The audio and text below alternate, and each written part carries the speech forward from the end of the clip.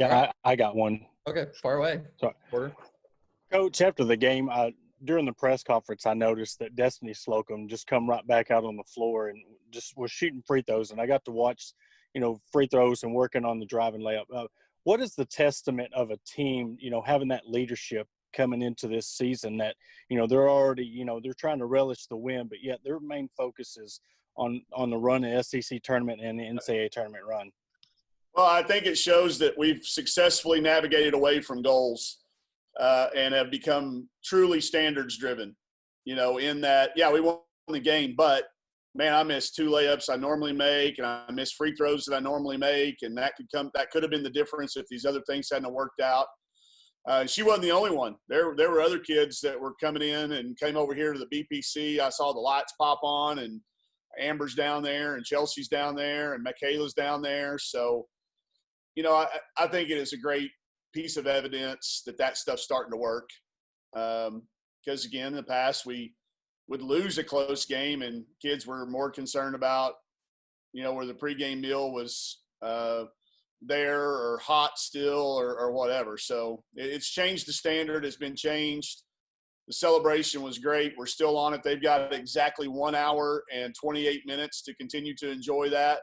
And then we're going to start getting ready for SMU. But I think to answer your question, Porter, it shows that we've successfully navigated away from goals into standards, and we can always find ways to improve even in a win like that. Anyone else have anything Baylor related before we get started on SMU? All right, Coach, you want to go ahead and give a little opening statement about SMU? Yeah.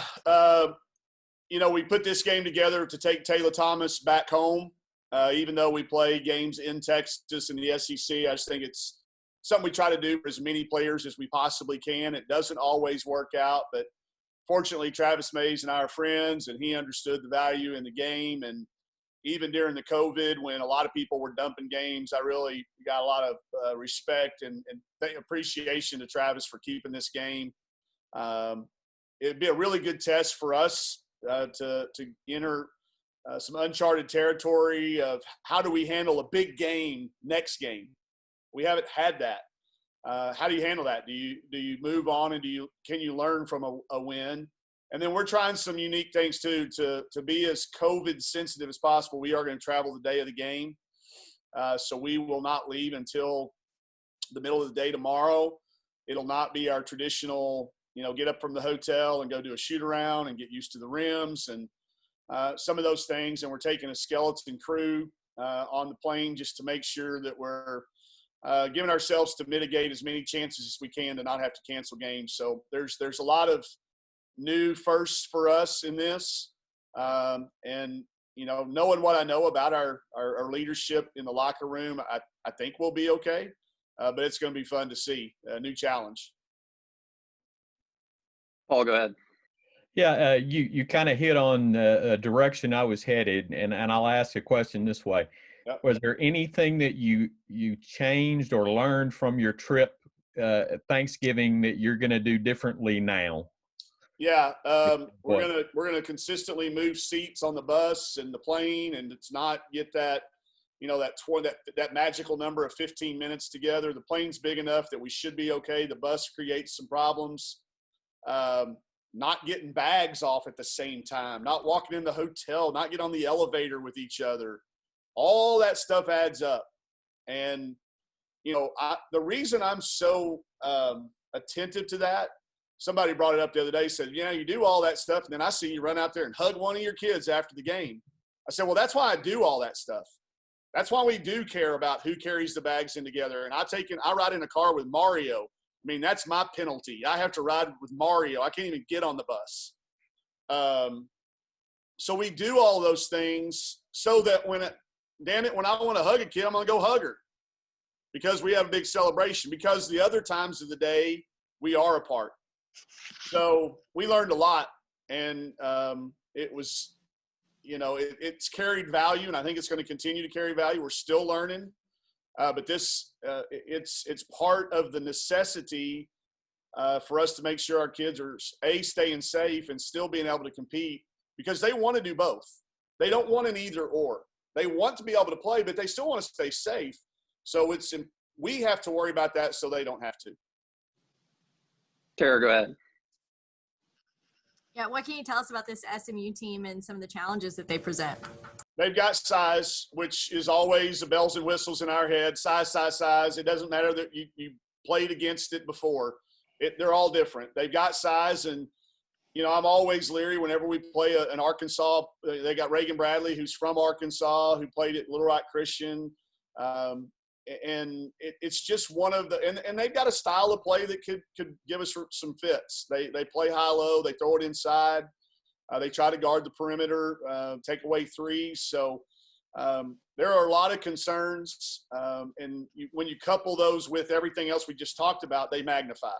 But they've certainly got players that were recruited by SEC schools that choose SMU because of their location and their academics and where Travis is going with the program. So, it is another good piece challenge for us in this schedule. But they played last night. They played Oklahoma State on the road, so I know they're traveling back.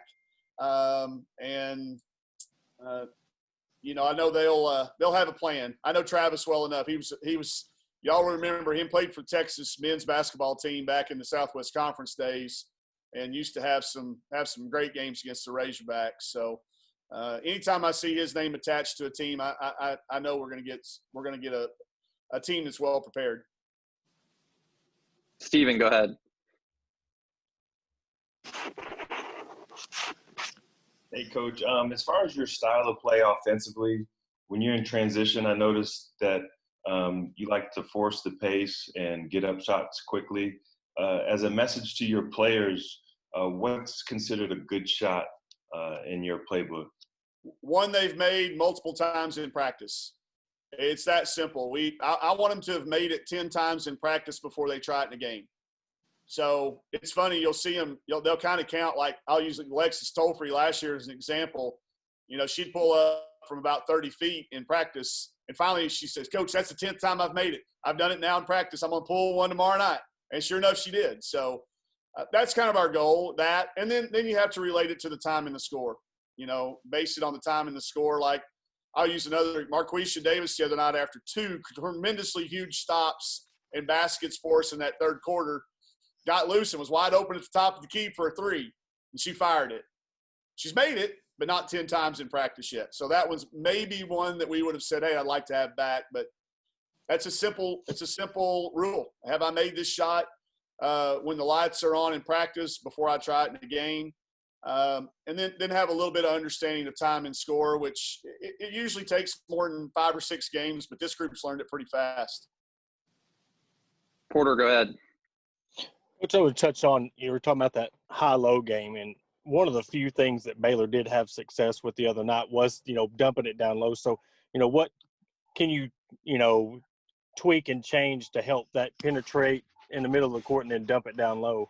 We'll be able to pressure the ball a little bit more against them than you could Baylor. The problem with coming out and putting too much pressure on Alyssa Smith is she'd rip it and go by you.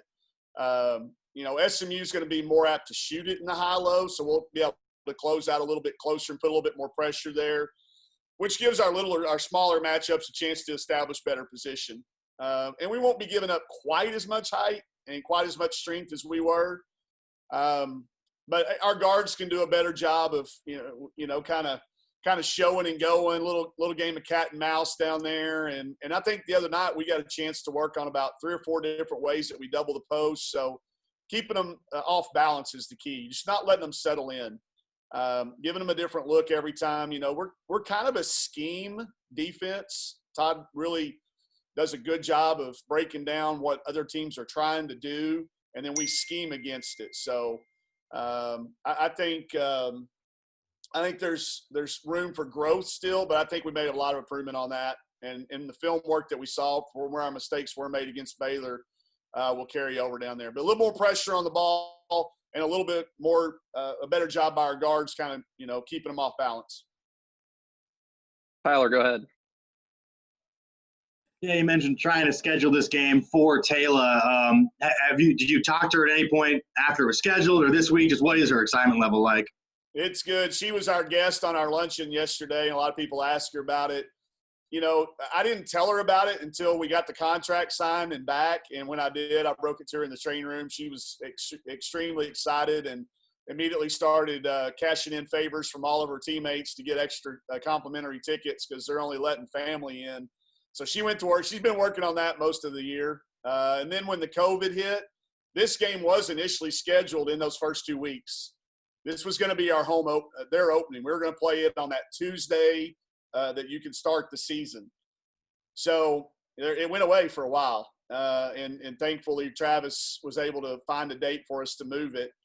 So I got a chance to surprise her again the second time and say, hey, this is still on. So she's really excited. Her family's excited. She's got high school teammates in the area that are really excited for her to be there. And, again, a chance to play literally in your hometown and not just in and around.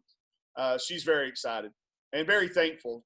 You know, if you've been around Taylor enough, she's quiet at times, but she really opened up yesterday on that lunch and talking about how thankful she was that, you know, our teammates would help her out and the coaches would think about stuff like that. So that makes you feel good when you get that response from a player. Brett, do you have anything? Yeah, I do. First, it's good to see Stephen Howard on here. He and I have worked several games at SMU, including hanging out with a former president courtside a few times there. But Mike, you mentioned that SMU game. Is that common now? Do you have to go through the mechanics of scheduling and then have to go back and beg a school to stay committed to it before the contract? Is that part of the process? We didn't have to beg him. It was a one phone call, and he said, yeah, let's find a way. I know it's important to you. So, but yeah, it was this year. It's just all COVID related. But yeah, you've seen across the country, there's opponents who, you know, have maybe manipulated the system a little bit and found ways to improve their schedule because of the pandemic. But Travis wasn't. He wanted the game. He knew it was valuable, and it was an easy one with him. But we haven't faced that, but I have colleagues who have been facing it some, but we haven't had to go through that. Everybody's been from ORU, Monroe, and of course the in-state schools have been great to work with. So it's kept Coach Schaefer very busy. His phone, every time his phone rings, we kind of hold our breath because he's the one that gets the call about COVID testing and scheduling. So we don't much like it when his phone's ringing in the middle of practice. Randy, do you have anything?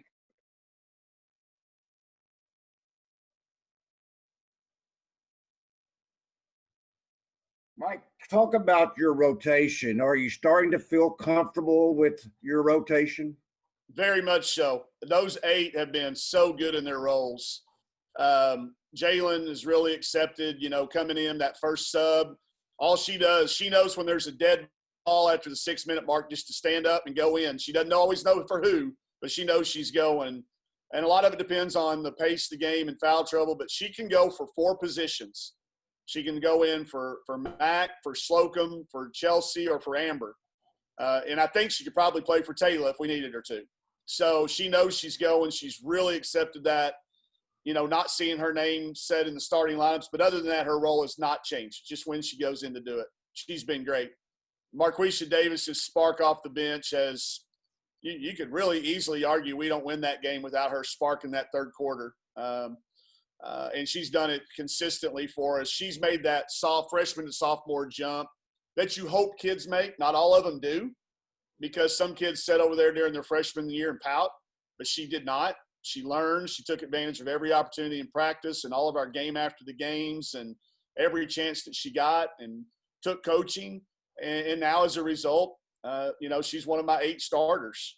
And then, of course, Erin Barnum, you know, we saw what she could do in the high school and her state tournaments back then. And she's got on campus. She's got adjusted to be a student athlete and taking care of the classroom and her body and recovery and the importance of rest. And, you know, she's been explosive. So that rotation has been it's set.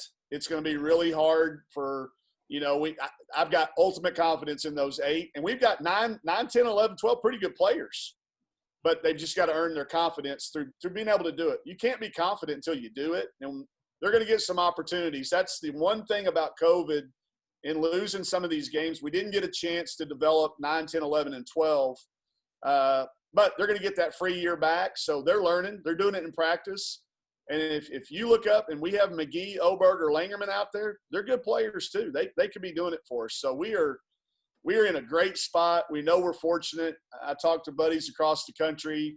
You know, here I am worried about having 8 starters and finding playing time for 9, 10, and 11, and they just tell me to shut up and move on because they're trying to get 5 players on the court.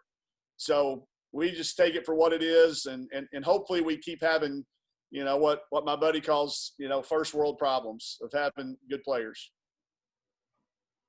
Steven, go ahead. Coach, I wanted to ask you about your team's conditioning, which is exceptional for the pace that you push throughout the game.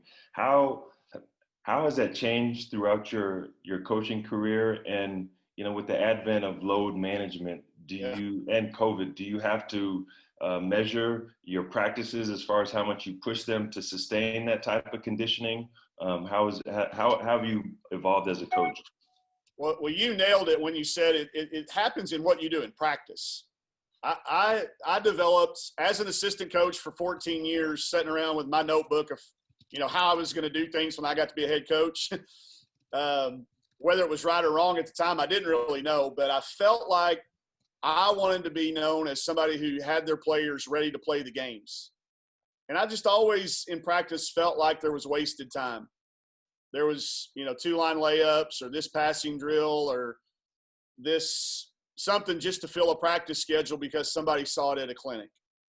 I wanted to be different, and we wanted every drill to be meaningful. Every drill was a passing drill. Every drill was a shooting drill. Every drill was a rebounding drill, and every drill was game-like. And when you practice that way, you stay in shape, your game shape. And then you get your strength and conditioning coach on the same page and your athletic trainer on the recovery, and you tell them you're going to have extra time with these kids because we're only going to practice for an hour and a half to start the year, and we're going to be down to an hour by the end of the year if everybody does their job. And I think our kids know now that you're going to stay in shape by practicing hard. You're not going to have to run extra because practice gets you there. I think you see that too in the transformation that a lot of kids have had in their bodies when they come here and when they play here. Every day is a challenge. You have to be in shape to even practice. And if you miss practice, our strength and conditioning coaches make you want to go back to practice. You'd rather be in practice than with them. So it takes everybody. It takes your nutritionist, it takes your strength and conditioning and your athletic trainers all on the same page. But when you do that, then you get them game ready. So when you mentioned the word load management and all these technologies and all these doodads are fun, but I still pick out my best conditioned athlete and look how red her cheeks are. That's all I go by. If Michaela Daniels is bending over and grabbing her shorts, or Destiny Slocum's cheeks are pink, then everybody's tired. So as much as technology and load management can be measured, I still go back to the small tricks of the trade when it comes to that. But we will stop practice. We'll stop a drill short. If it has anything, if I feel like, or we feel like it's going to cost them minutes in the game, it's not worth it. You need to have them ready at game time. And that's been a 7-year. We still tweak it with some things, but you have to value every single second of the week. Then what you get from that too, I'll take it one step further, is now the kids have energy to come back in on their own. If you practice for 3.5 hours, then the kids are out of time and they won't come back in and get the shots up that they need to get up. So there was a lot of unintended consequences or an unintended results, however you want to look at it. But as long as they let me have head coach on it, we're gonna play that way. Coach, you sound an awful lot like my former coach in Utah, Jerry Sloan, with your philosophy. He is somebody that I've tried to emulate in a lot of ways. He, I think, was way ahead of the game back then when he would talk about players. And talking to Brendan Sir and some people that worked with him, they've said this. I take that as a huge compliment. But I've studied some of his things, and he was ahead of the game. That's for sure, Stephen. Porter, go ahead.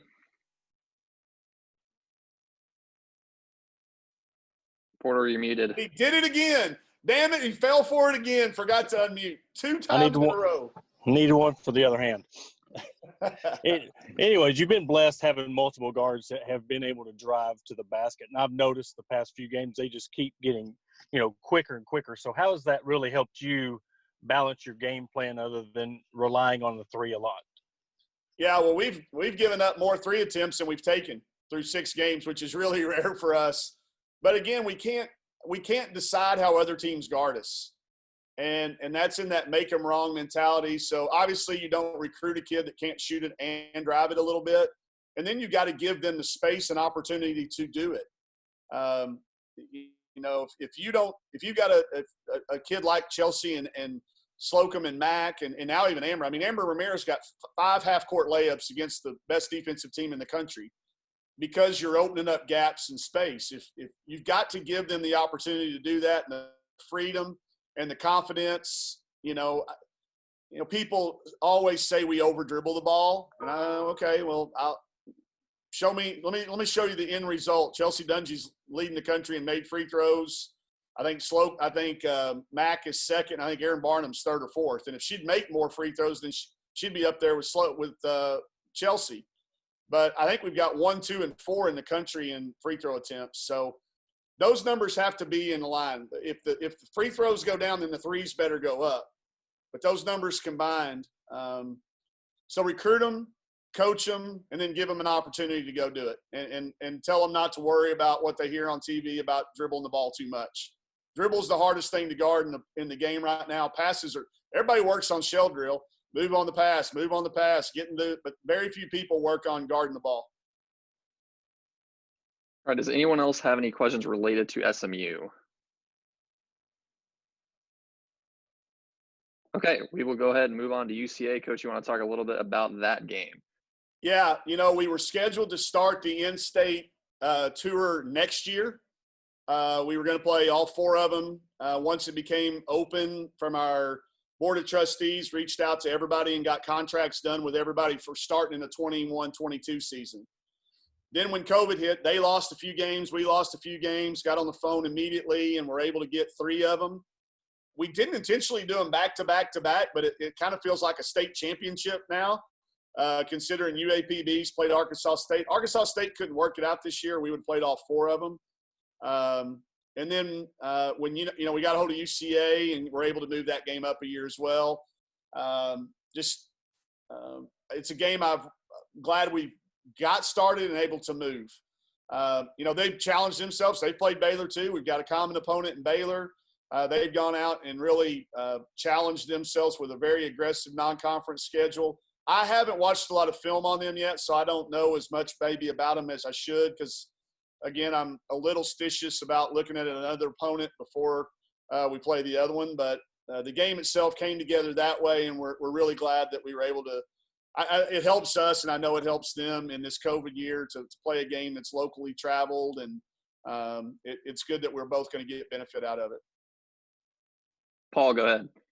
Yeah, can you just talk about what it means to women's basketball in this state to be able to play all these in-state opponents, and after the history and everything that goes back with this?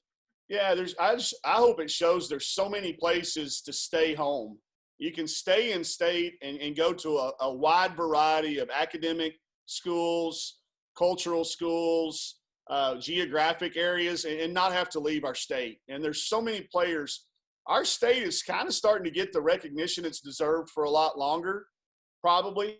I think with the recent success of players, unfortunately, leaving the area sometimes to go play places, but now coming here, and I think there's a really good chance you see 2 McDonald's All-Americans from our state this year for the first time ever, and things like that. So I think it's good for that reason, that you don't have to go to X school or Y school. There's always Z and all these different options. And what Don's building at UAPB gives all these options, geographically, academically, conference-wise, level of play. There's a wide variety of level of play. And I just think it adds to, the camaraderie too. It gets you closer with these coaches. And other than the night that I play it, we play all these guys. I'll hope they win every game, and I think that gets us all pulling for each other until we play. And, I guarantee you somebody makes a state championship shirt if UCA pulls off, or they'll have a shirt printed up that says state champion or UALR or somebody. I know how that works in recruiting. And when it came out, I publicly said, and I'll say it again, we're going to lose one of these games at some point in time. And I'm okay with that. You're not – just because we're in the biggest conference or we have the most profile, and maybe that's not even true some places, but we're going to lose, and that's okay, you know. And we're all going to still end up with the recruits we should get if we do our jobs. And the better we all are, it just raises the level and the profile of our state. You know, you dream of the day when we're all 5 in the NCAA tournament, you know. You hope that. Or multiples, and instead of, oh, they're in and we're out. And I used to read that crap on the message boards when I was at other places about, you know, Coach Foley's, you know, in the NCAA tournament and Arkansas is not, and then UCA goes, and then Arkansas. You know, I get it's fun on the message board, but in reality, we're all better when we're all good.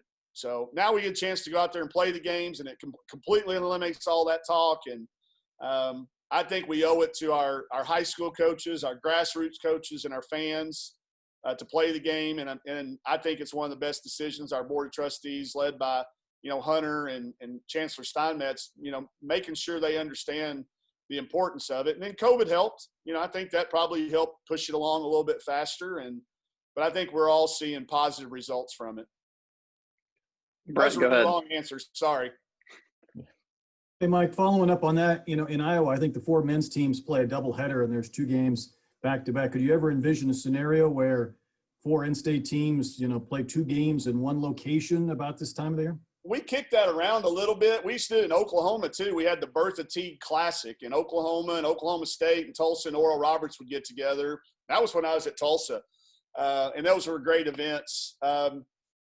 Yeah, I mean, it's been talked about maybe every 5th year, you know, like meet one place and then rotate it to our different campuses. I think we all want to see how the 4 series goes, but it's certainly something that's talked about. And even potentially bringing in, you know, outside league opponents if we can't find a way to play each other. But I think it's just too good of an opportunity. We will go to all these places too. We're already going to Little Rock. We'll go to Jonesboro. We'll go to Conway eventually, and we'll go to UAPB eventually. So I think it's important for our kids to go those places over the course of the series and realize that even though we are a small state, there's a lot of really unique places geographically that some of our kids haven't ever experienced. So we need to. Randy, go ahead.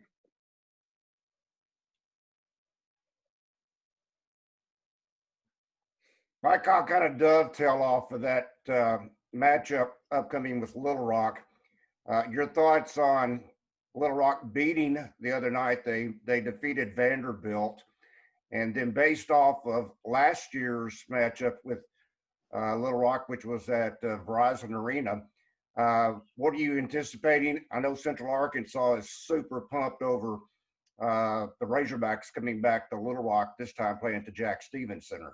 Yeah. Well, first of all, I didn't consider it an upset when UALR beat Vanderbilt, to be honest with you. Vanderbilt hadn't played a game yet, haven't played those guys, and knowing how Coach Foley does with his team, that didn't surprise me. That was predictable from our seat, and that's not a knock against Vanderbilt. That's a compliment to what he's built there and the tradition they built there. And playing in Stevens is, believe me, it wasn't the easiest decision I ever made. I know how hard of a place that is to come out there and get a win. That's part of the reason we played Florida Gulf Coast at Florida Gulf Coast too. So it wouldn't be our first time. Their respect that he's earned with us and his players, a lot of them know those players. And we played really well last year, Randy. I mean, we played really good. And our kids know that. They know we played really good. So there won't be any looking back and going, we beat these guys, whatever we beat them by last year, it's going to mean something this year. They know the difference. It speaks to what he has built there and what that university's done for women's basketball and made it important for now a number of years. So being able to play there, I kind of feel like it's an honor, for us to go in there and be, I guess we'll be the first team to play there from Arkansas. It's an honor to do that. Tyler, go ahead. I'm all good, but how about them Greenwood Bulldogs, Coach? Hogs and dogs. Can you see my picture in the background over there?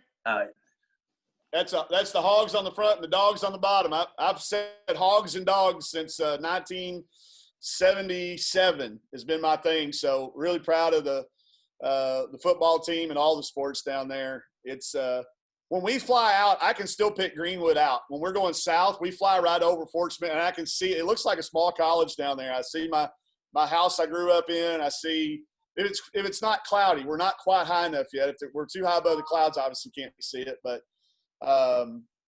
no, really, I think their 10th state championship. Which I think it's been well documented. Back when I graduated, the only state championship we had was my mime championship that we won in 96. So, 86. So it's good they finally got some up in football and other sports. But, Coach Young's done a great job filling in for what, Coach, not filling in, but continuing what Coach Jones started. And I think it's legal for me to talk about football teams. If it was basketball, I think I'd be committing a violation, but come get me. Porter, go ahead. I just want to finish off with the recruiting and the fan base, the impact of being able to play all over the state, with you trying to grow the fan base. And this gives recruits more, opportunities to see you and the fans in Eastern and Central Arkansas. No, you're right. And that was, that's the selfish side of it. The business side of it is it does help us. It's got impact to be able to play and take these kids back. When we'll be taking Alana back to Jonesboro. We'll be taking, Aaron, and we took Kiera back to the Little Rock area and other players. But the future kids to see us, the young kids that might be inspired by coming and seeing, Dungy and Slocum, and all these kids that are here now and remember that. I know exactly how I felt the first time. I still have Tony Brown's sweatband in my collection and Darrell Walker's headband and a practice jersey from Charles Ballantyne. I've still got those things. And I'm old and a relic. And I got some other cool stuff. But those, I remember Tony Brown throwing me that sweatband. Every time I see him out on the road, I remind him of it. And he laughs. He said, I can't believe you still have that thing. But, little things like that, if we can just spark one kid per game, per gym, then it makes it all worth it.